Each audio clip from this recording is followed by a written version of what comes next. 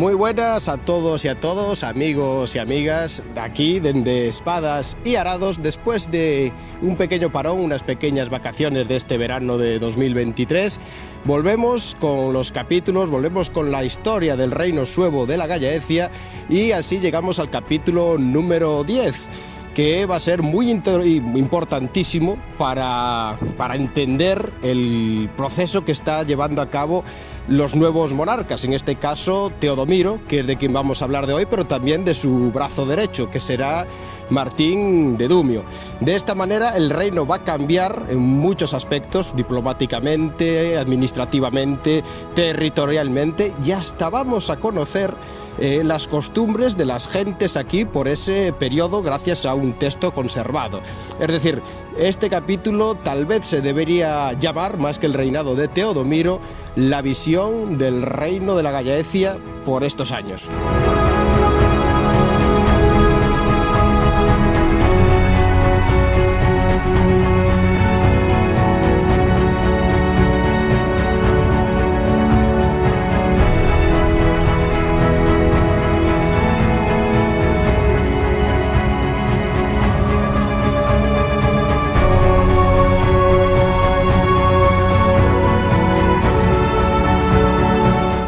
Con la coronación nueva de Teodomiro en el año 561,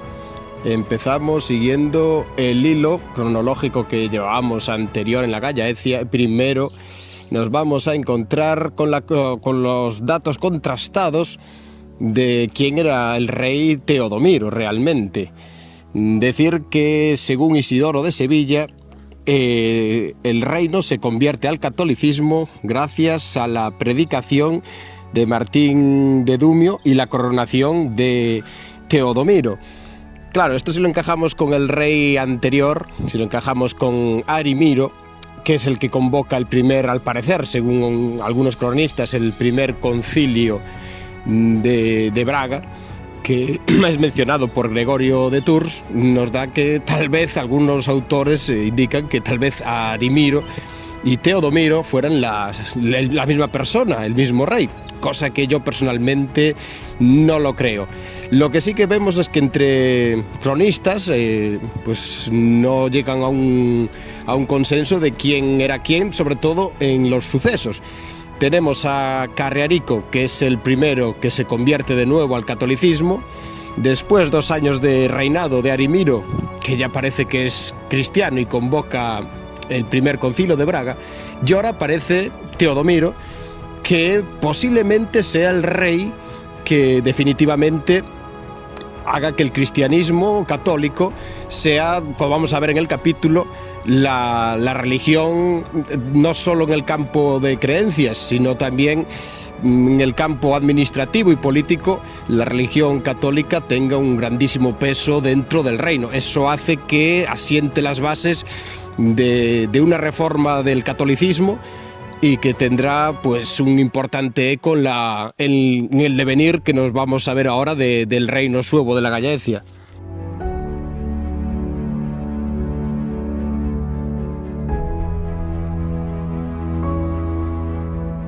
Lo que sí me parece una versión hipotética que algunos autores apuntan y que puede tener para mí importancia es que, volviendo al capítulo anterior, que el rey Carriarico, que cuando tenía, repasando un poco la historia, su hijo muy enfermo y recurre a pedir las reliquias de San Martín de Tours y llega Martín de Dumio con ellas, que su hijo se cura milagrosamente y esto hace que se convierta al catolicismo. Pues bien, que ese hijo enfermo que tenía, que se cura de forma milagrosa, fuera Teodomiro. Cosa que puede encajar muy bien, porque no solo por el reinado y su conversión total al catolicismo, que va a influir directamente en la administración y división política del reino, que ahora hablaremos de ello, sino en la amistad y sobre todo por ser el gran consejero de su reinado, que es Martín de Dumio. Seguramente ese vínculo entre ambos personajes viene forzado de algo que en el pasado pasaría de una forma que para Teodomiro Martín el Dumiense fuera su persona de gran confianza y posiblemente fuera ese hecho que cuando era joven lo curara, aunque fuera por una reliquia o milagrosamente, pero lo curara de una enfermedad que le condenaría a una muerte próxima. Y así, de esa manera, cuando le toca reinar, que este es su momento, a partir del año 561, pues Martín de Dumio sea su pieza clave y persona más importante después de él en el reino suevo de la Gallaecia.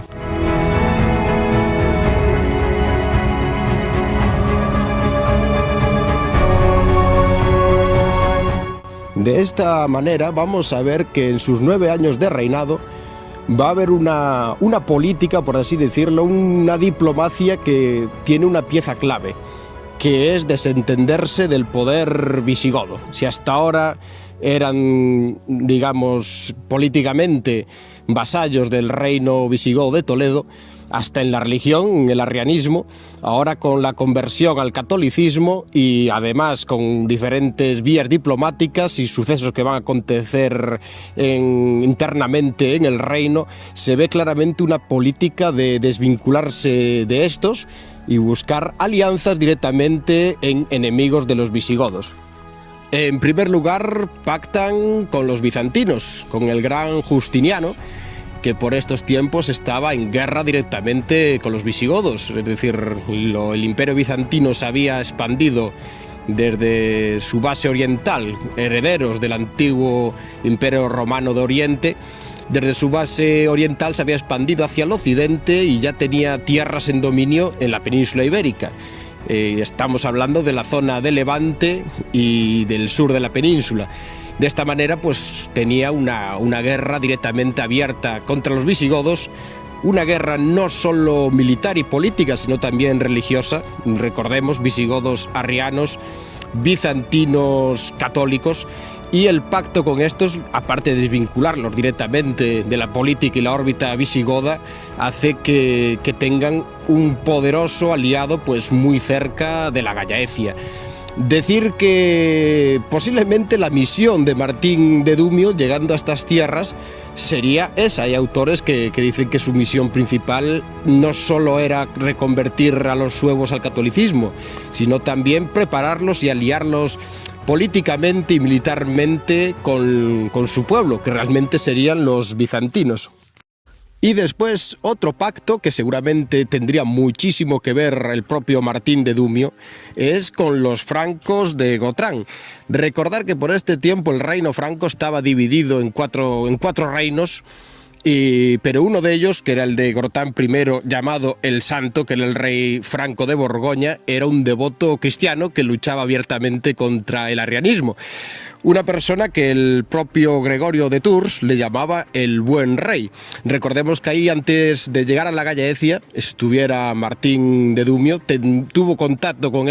ambos personajes, por lo que seguramente cuando vino a la Gallaecia y tal vez les contó cuáles eran sus intenciones, no solo catolizar el reino suevo, sino también posiblemente una alianza contra los arrianos visigodos,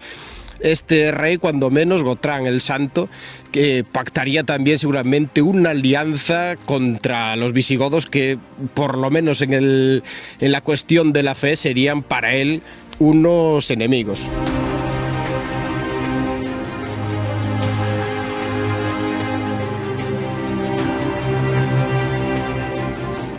Con estos nuevos pactos y alianzas, el rumbo del reino suevo de la Gallaecia cambiaba completamente de rumbo, no solo en la órbita religiosa, sino en la política, y seguramente esto es preludio de que la política también militar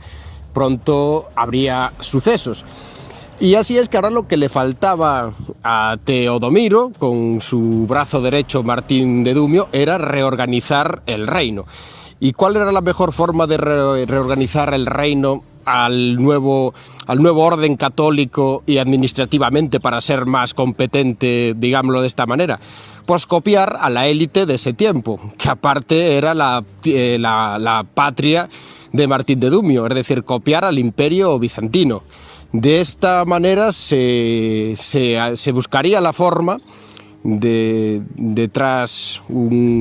una juntanza, tras un concilio, reorganizar toda la estructura del reino, reorganizar administrativamente todas las tierras del reino,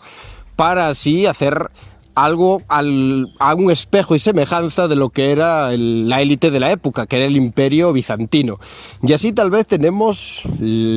al punto más importante del reinado de Teodomiro, o lo que más hasta ahora nos dejó huella de su historia, que es el primer concilio de Lugo, o también conocido como la división territorial de Teodomiro.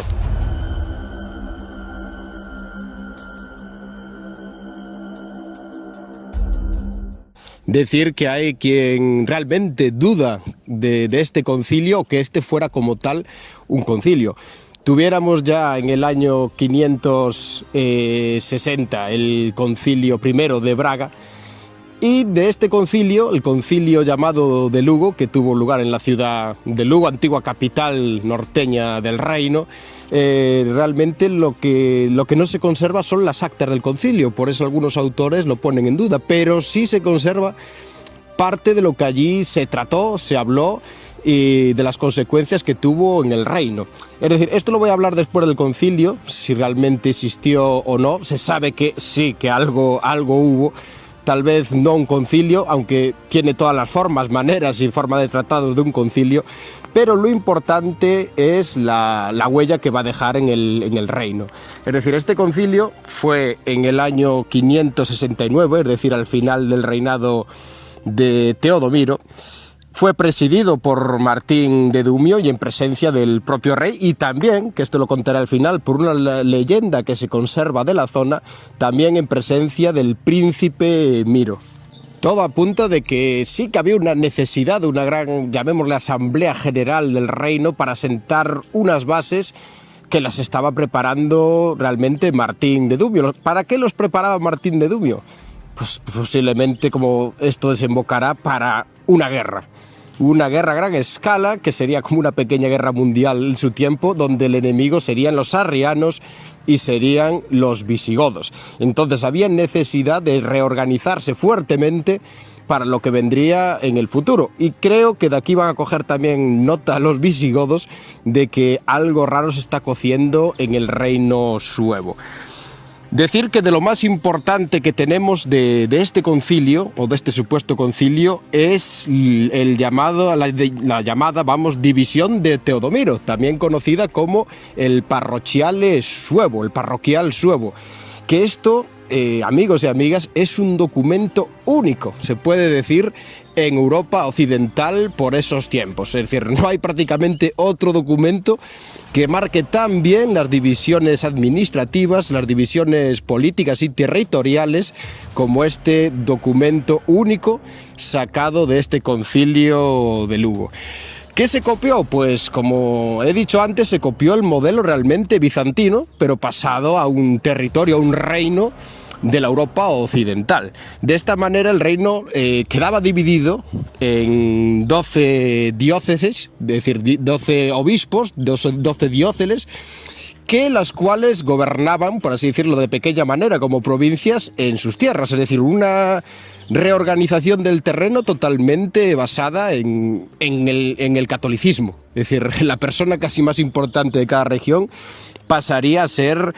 el obispo. ¿Y cuáles eran esas 12 dióceles o diócesis que aparecen en este concilio? Recordemos que en el anterior de Braga, al parecer, eran 6 obispos que acudieron, pues en este pasarían a ser 12. De esta manera pasarían a ser obispados Braga, Lugo, Lamego, Coimbra, Viseu, Dumio, Egitania, Ourense, Astorga, Iria Flavia, Tui y Bretoña, el famoso diócesis fundado por bretons, es decir, por gentes venidos de Gran Bretaña. Deciros que dentro, al mismo tiempo de estos obispados, se dividió el territorio en las llamadas parroquias. ¿Y qué venían a ser las parroquias? Las parroquias venían a ser las comarcas naturales, aquellos lugares donde ya de forma tradicional gran parte de ellos, ya desde la tradición anterior a la conquista romana, es decir, la tradición prerromana de los pueblos galaicos, esos centros, pequeños centros de poder territoriales que administraban y eran la gran referencia de cada comarca, de cada zona. De esta manera, dentro de esas 12 diócesis, tenemos 134 parroquias, que en muchos casos, si las veis, son actualmente las comarcas de Galicia y norte de Portugal. Es decir, tenemos un reino que se reorganiza de forma totalmente cristiana en cada parroquia, que como veis viene un nombre muy cristiano, casi que de párroco, que habría como una misa general, por así decirlo, serían como arzobispados dentro de lo que hoy en día es un obispado. Es decir, la organización territorial pasa a ser totalmente católica, es decir, al modelo totalmente bizantino o también llamado modelo ortodoxo. Y otro dato muy importante es que gracias a esas parroquias, dentro de sus diócesis, podemos ver la extensión real que tenía el reino. De esta manera podemos ver que por el sur llegaba a la zona del río Mondego, por lo menos de Coimbra. Si nos vamos hacia el interior, hacia las tierras portuguesas de Guarda, que es donde estaría Gitania, vemos que ahí sobrepasa ese límite por el sur, acercándose hasta tierras del Tajo. Subiría por tierras interior de Portugal, por las diócesis de Lamego, pero que después la diócesis de Ourense llegaría a Zamora, que es mencionada, es decir, se metería pues bastante en la meseta para seguir hacia la de Astúrica, Astorga, donde es mencionada lugares como León, la ciudad de León, por ejemplo. No sabemos muy bien dónde estaría la frontera en la zona asturiana, eso sí que hay que reconocerlo, que hacia ahí se sabe menos cuál era la extensión del reino, pero más o menos nos da un encuadrante de que se extiende aún por parte de la antigua Lusitania y toda la zona occidental de la vieja Gallaecia. Es decir, hablamos de un reino con una extensión aún importante. Sí que faltan zonas que, por ejemplo, en capítulos anteriores hablamos de ellas, que por ejemplo Remismundo reconquistara, como Olispo, que sería Lisboa, pero bueno, para los siglos oscuros, que ya hablamos de ellos, y el retroceso que tuvo el reino en todos los campos, pues vemos que aún es un reino que cuenta con una extensión importante.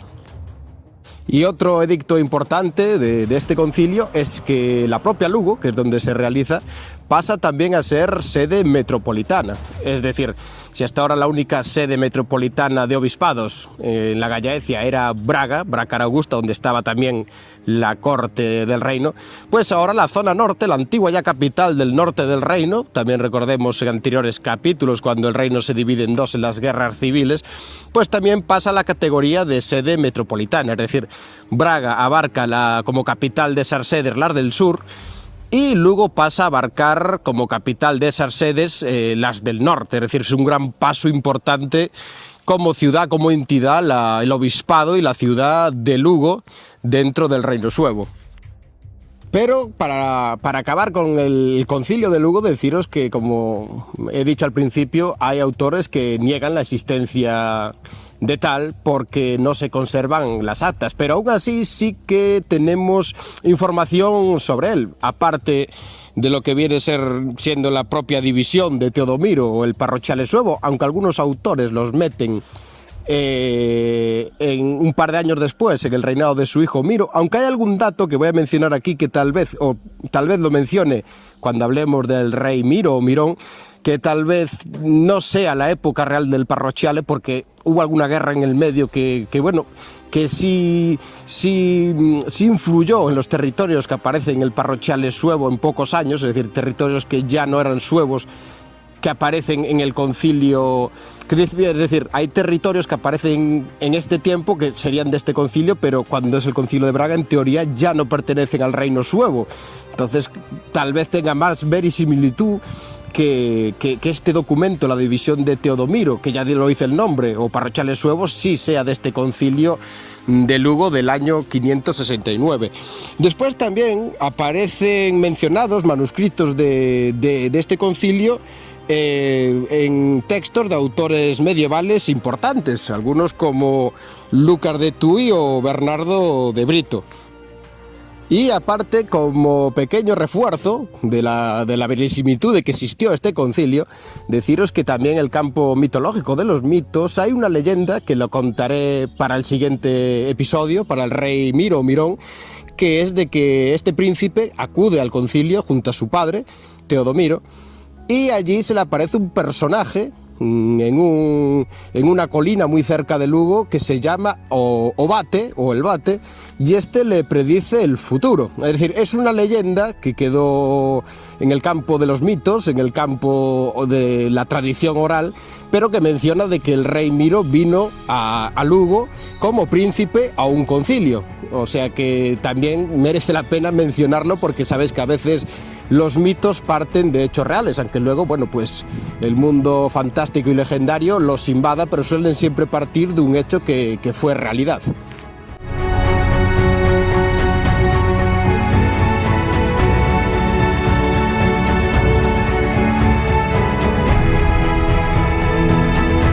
Y ahora una pregunta que nos podemos hacer muchos es ¿cómo reaccionan los visigodos ante estos actos? Es decir, ellos, ya hemos hablado de otras épocas de que había espías, había además, se enterarían de sobra de que el reino suevo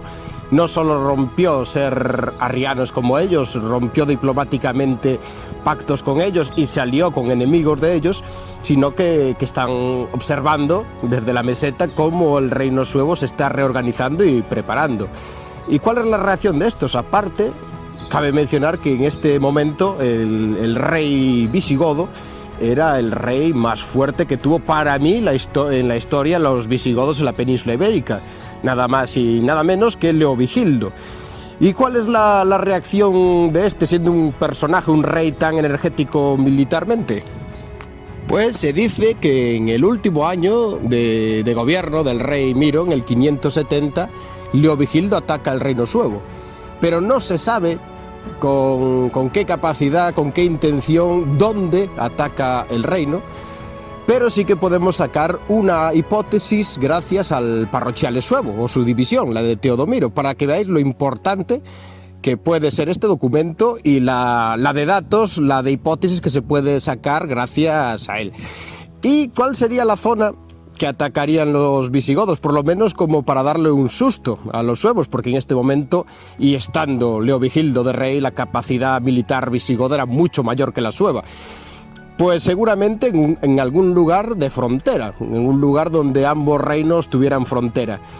¿Y cuál es el dato tal vez más importante que podemos sacar de que hubo una intervención militar? Pues seguramente el dato más importante sería las tierras, la zona de Sanabria y Braganza. Deciros que esas tierras tuvieron un pequeño, por así llamarlo, reino independiente en estos tiempos, por lo menos una región autónoma que se llamó el reino de Savaria o de los sapos. Pero cuando se escribe el parrochiale suevo en el 559, Sanabria o Senabria, como aparece escrito, aparece que pertenecía a la diócesis de Ourense, es decir, estaba dentro del reino suevo. Cuando pasan los años, esto es en el 569, en el 572, ya estando reinando el hijo de Teodomiro, el rey Miro o Mirón, ataca al reino de Savaria o de los sapos. Es decir, el reino, esas tierras de Sanabria, Braganza, que dicen que el nombre viene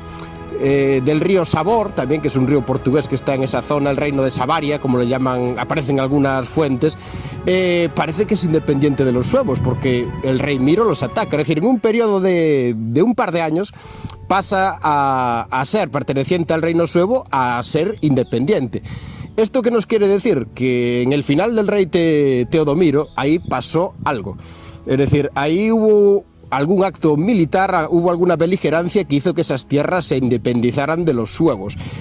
El dato más hipotético que personalmente se me puede ocurrir a mí es que Leovigildo, para asustar a los suevos, o por lo menos para decirle que estaba vigilando, se aliara con ese pueblo de Savaria o de los sapos,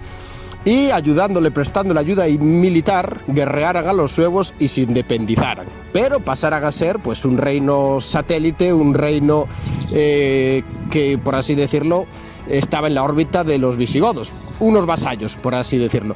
Leovigildo estaba combatiendo a los bizantinos en la zona de Levante y la zona del sur. No podría igual mandar una gran fuerza al noroeste, a la Gallaecia, a combatir a los suevos, pero sí aliarse con algún pueblo de la frontera para poder así prestarle ayuda después de la independencia y de esa manera pues restarle territorio al reino suevo de la Gallaecia y al mismo tiempo decir que su presencia estaba allí, es decir, que se estaban reorganizando, se estaban preparando, pero que su poder militar y de también hacer alianzas y de expansión, que es lo que estaba también haciendo el reino visigodo por este periodo, seguía vigente, es decir, que esa llama seguía viva y creo que posiblemente la acción militar de Leovigildo en el 570 contra Teodomiro pues fue en esas tierras que pasarían de pertenecer al reino suevo a ser independientes, pero al mismo tiempo dependientes del reino visigodo de Toledo.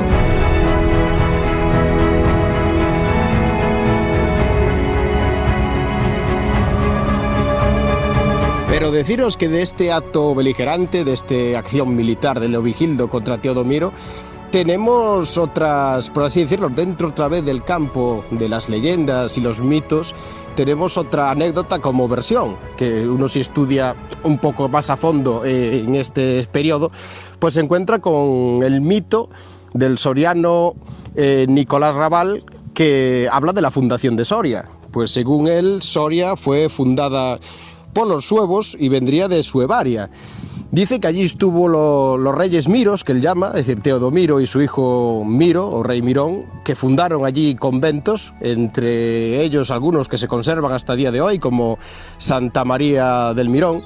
y que fue una ciudad que pertenecía al reino suevo en este periodo. Y tanto que habla de que estando Soria bajo el poder de los suevos hubo una intervención militar visigoda de Leovigildo, que arranca de la antigua Casara Augusta, es decir, de Zaragoza, entra por Soria, conquista Soria y llega a Lugo, es decir, a Lucos Augusta, y allí se pactaría una paz o un tratado de guerra, pero que ya a partir de ahí Soria, por ejemplo, quedaría dentro del reino visigodo de Toledo. Esto es una anécdota, es como digamos, una leyenda de las que existen en la fundación, entre otras, de Soria. Decir que posiblemente, por lo menos en el primer periodo del reino suevo, es posible que hubiera suevos en esas tierras sorianas. Al final estaba prácticamente en la antigua provincia más oriental de la Gallaecia, la Cluniensis, pero en este periodo pensar que llegaría a Soria, las tierras de los suevos, y no son mencionadas en la división de Teodomiro, pues es algo para mí bastante irreal, pero habla, eso sí, aunque sea de forma mítica, de una campaña visigoda de Leovigildo que arranca de Zaragoza y llega a Lugo, tomando tierras como la de Soria y las meseteñas que estarían a su camino. Yo lo dejo ahí, la anécdota, porque merece la pena mencionarla, que habla, pues, por lo menos de esa intervención militar, que sería diferente a las tierras montañosas de Savaria.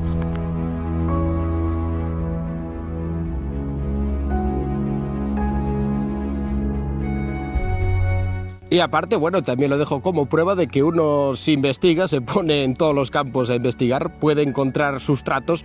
de nuestra historia que luego lo difícil es poder encajarlas en el puzzle o en el tiempo del puzzle, pero que bueno, que están ahí y que si uno se investiga, pues van apareciendo. Deciros también que hay otro mito, más bien, que habla de... Esto ya es arqueología, de que apareció hace pocos años una fortificación de este tiempo, del siglo VI, más o menos se cree, en la Sierra do Gato. Eso está en la zona de A Coruña, la zona de Aranga, Oza de Cesuras, esos ayuntamientos que están cerca de Betanzos, pero en el interior, que se dice que era la fortaleza del rey Teodomiro. Yo creo que esto es más anecdótico que real. Que la fortaleza sea del siglo VI, sí, puede ser totalmente real. Es más, que la arqueología, al parecer, por ahora demuestra que lo es, y yo lo creo, pero que se atribuya a Teodomiro, bueno, es una prueba por lo menos de que por ese tiempo el reino se estaba fortificando, y no es tan descabellado pensarlo en la zona que está tampoco, porque es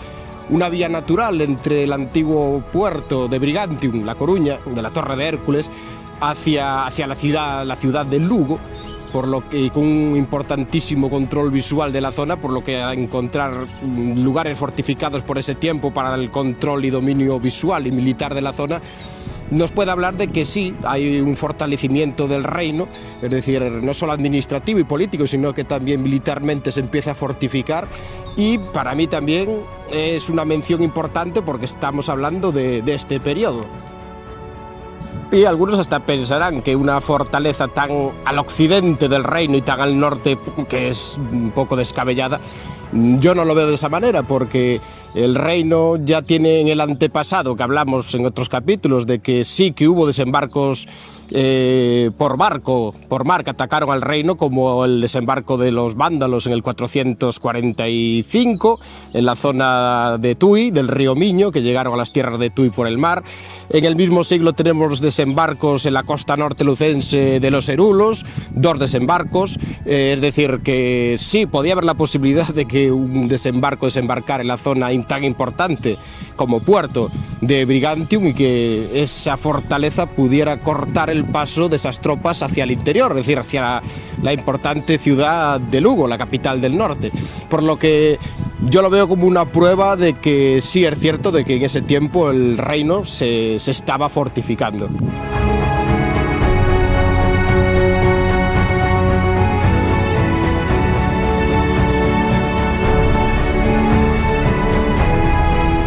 Y con todo lo explicado, con todo lo expuesto en este capítulo 10, y también en parte con opiniones y versiones hipotéticas mías personales, llegamos al final de este capítulo. Pues en ese año, en 1570, Teodomiro deja este mundo y da paso al siguiente monarca, que sería, que ya hablamos de él, su propio hijo, que deja de ser príncipe para ahora ser soberano del reino suevo, el rey Miro. Y si en este capítulo dimos al mismo tiempo una visión general, territorial y administrativa y política del reino suevo en estos momentos, para el siguiente vamos a aprovechar, gracias a unos textos conservados de Martín de Dumio, pues vamos a ver cómo era luego la población, cómo eran aquellos galaicos de este periodo, y sobre todo qué creencias mantenían y qué costumbres aún conservaban. Es decir, cuando ahora el cristianismo parece que se hace más férreo, vamos a ver que la población rasa, la población de a pie, tal vez no lo estaba tanto y seguía aún sumergida en un mundo antiguo que se remontaba en creencias al ocaso de los tiempos, con tradiciones aún no solo paganas, sino que vienen directas del mundo prerromano galaico, del mundo romano, y también a una tradición germana del germanismo pagano que se conservaba en este periodo. Y eso lo sabemos y lo vamos a ver en el próximo capítulo, gracias a esos textos de Martín de Dumio. Y sin más, pues llegamos al final de este capítulo. Espero que os haya gustado. Desde las tierras del fin del mundo, Jonathan Zúñiga en Espadas y Arados. Nos vemos en el siguiente episodio. Que tengáis un hermoso día y ¡a Buriño!